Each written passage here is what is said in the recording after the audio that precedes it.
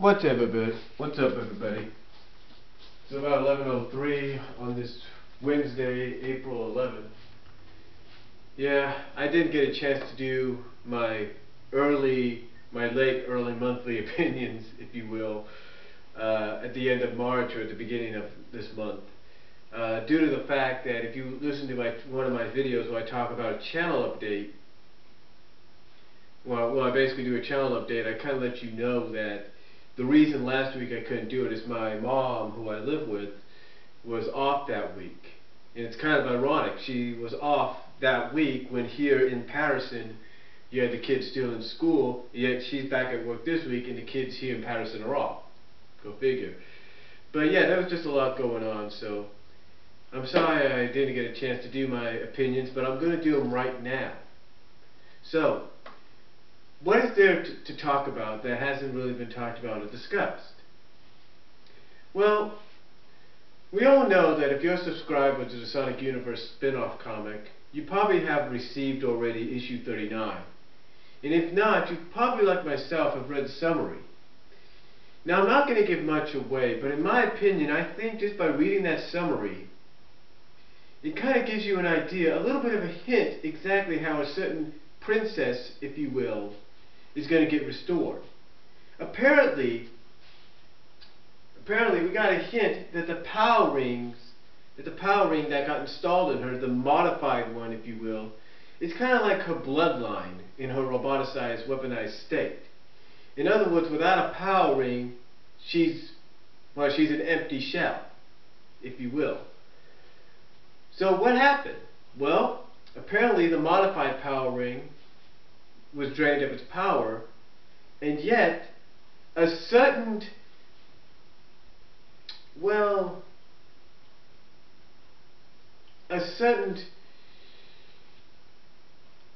let's just put it this way, a certain Khan, if you will, gave up his crown ring willingly to help her.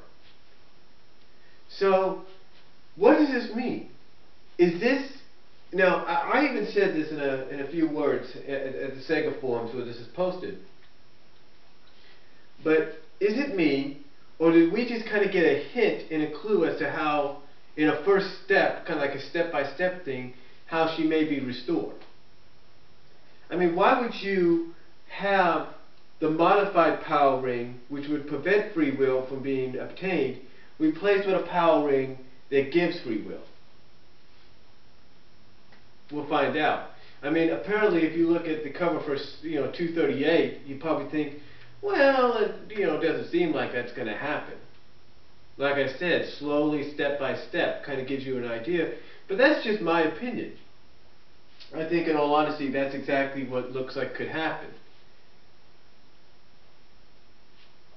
Now, this entire thing with Snively, Regina, and Eggman,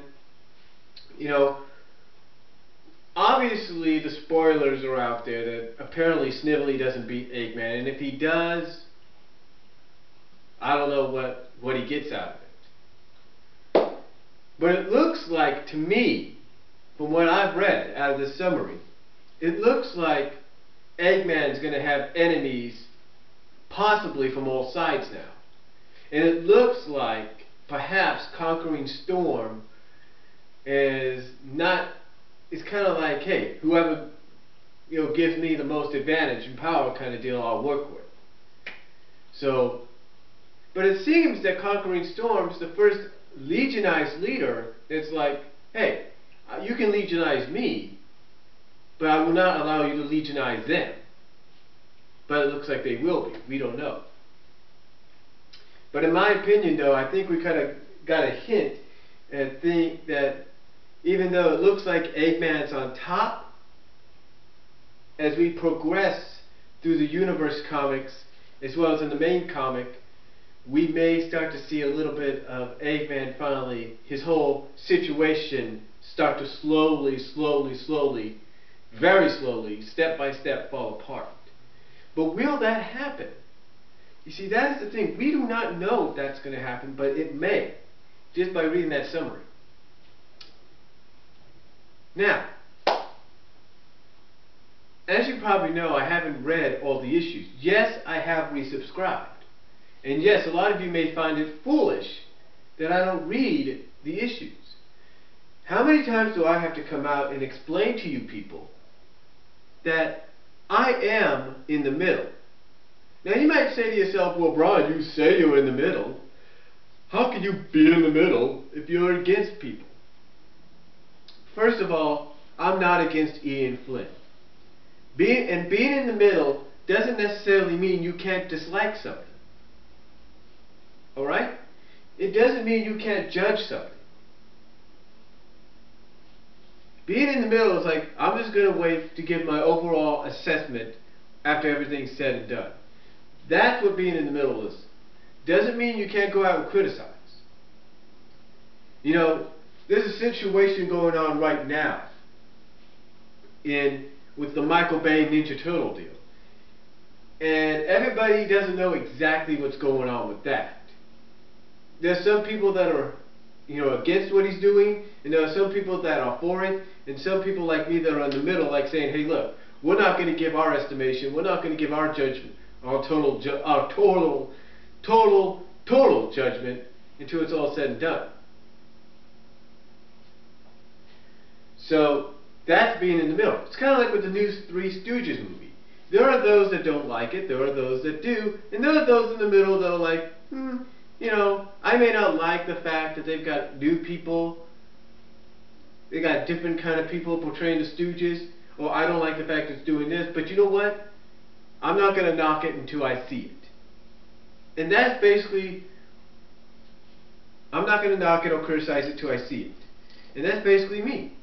I may not like what's going on with Sally being roboticized, or Antoine in a coma, or Bunny going off to be legionized, and whatever.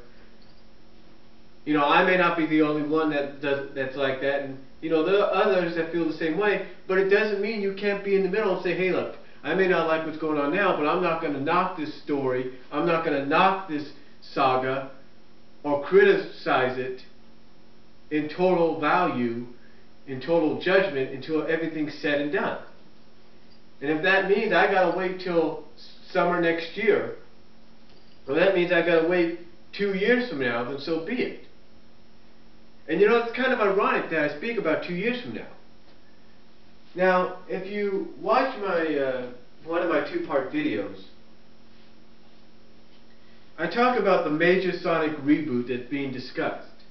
Now, I did a video before this where I talked about what effect it could have on the comic. Now, the reason I bring that up is, Ian Flynn, who I have a lot of respect for the fact that he's the first out of the fan base to actually achieve the goal of being a head writer, or some kind of writer, in some ways, for a Sonic comic, for a Sonic franchise, for part of the Sonic franchise. But, here's the thing. Ian Flynn has come out and kind of hinted, if you will, that this may progress, this story arc may progress beyond 250. He's even come out and said to the likes of Game Boy Sage, who says it's going to be over by 250? So you see, Ian Flynn's kind of throwing us off a little bit, and he might have some truth in what he says though. But here's the thing. With a possible reboot being looked at and experimented on, or being considered by Sega for the entire Sonic franchise, that may have Ian Flynn taking a double take and doing double thinking, if you will, rethinking his strategy and being like, okay, I probably want to do this, I probably want to make it longer than 250, but I may have to stop at 250. And I'm not saying he will, but with the possible reboot, that could, cause a change of plans. It's kind of like the old saying of card subject to change. Well, you could take the word card out of that and put plans subject to change. It's kind of like with the whole WrestleMania 29 planning right now. They got 3 main events planned. The 3 main events are Brock Rock 2 for the title, for the championship, Punk Austin, Cena Taker. Now those plans could change right out of the blue. They could. And that's why the old saying of cards subject to change, or if you want to paraphrase it, plans subject to change, comes into play. But the question is, will the plans change? See, we don't know. I mean, if you go back and you listen to my videos and you click on the links that I provided, you know, you might have your own difference of opinion. You might have your own opinion on how good this may sound. But then again, you may not be too sure about it. In fact, somebody commented on one of the videos saying that even Screw Attack reports in a way that it seems through the Screw Attack reports that Sega doesn't really know what they're planning or what they got going for this possible reboot. You know, some have said that cleaning the slate may not be a good idea. You know, getting rid of characters may not be a good idea, but it may be. We don't really know yet. But we'll just have to wait and see exactly what occurs. But because of this possible reboot, Ian's plans are probably extending this story arc, this epic story arc of his, probably past 250. That may all change. But I'm not saying it's going to go beyond 250, and I'm not saying it's going to end at 250. But with Ian Flynn throwing out all the hints and trying to throw us off, which I give him credit for, you know, things may change. Now, speaking of Sonic though, this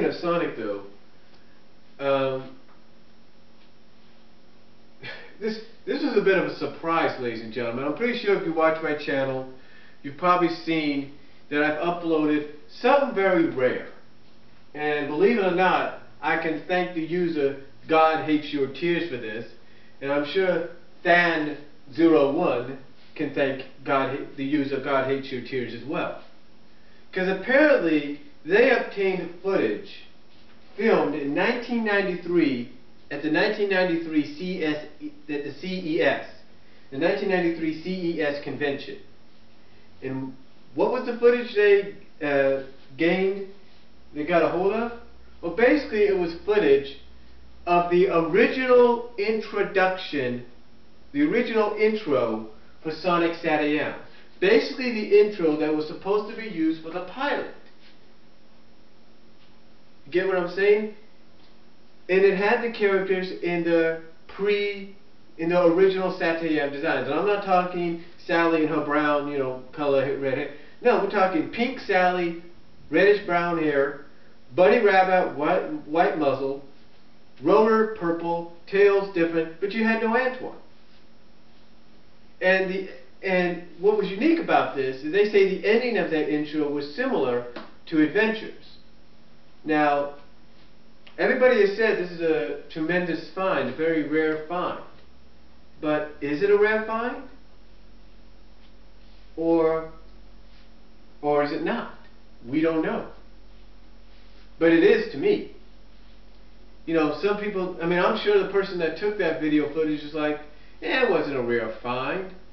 Well, yeah, it may not be a rare find to those that were there at the CES in 1993, but it's a rare find to a lot of us because the only evidence we ever got about it was through the bonus features that it was storyboard. We had no idea that it was animated. So that is to us a rare find, and all we could hope for possibly is someday down the line we get it fully on screen, not through a video camera, but full on screen. You know what I'm saying? And you know, and that's about it on the opinions. You know, not much to go on. We do know that Silver is obviously here for the long run. We do know that. Well, not for the long run, but for the next few months after the Egg Scramble storyline. We know that's coming into play real soon. And we know he's going to be basically like a leader for the Secret Freedom Fighters. We do know that Team Fighters is going to consist of Tails, Amy, and Sonic, which follows through on what I talked about in a previous video, that it's the Sega cast turn right now to be the heroes. Like, it's like every other anniversary issue you lead into, they got to be the main heroes. They got to be the ones responsible, and I'll talk about this in part 2.